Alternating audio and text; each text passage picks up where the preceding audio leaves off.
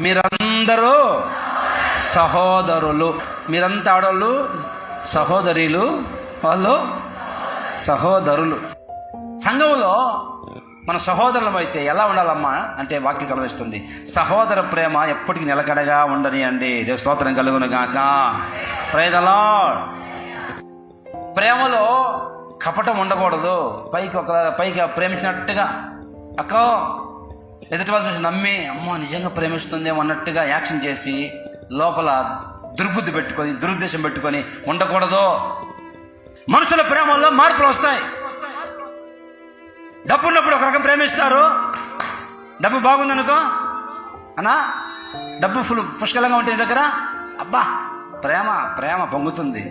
నీ దగ్గర డబ్బులు కాస్త అయిపోతే ముఖం చాటేసుకుని వెళ్ళిపోతారు. అందంగా ఉన్నావు అనుకో అబ్బా బెల్లం చుట్టూ ఈగలే.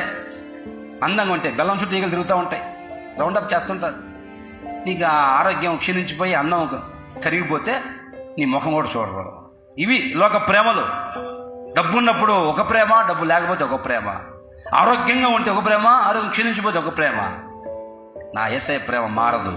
యేసయ్య ప్రేమ మారదు. ఎప్పుడు ఒకే రీతిగా ప్రేమిస్తున్నాడు నా ప్రభు.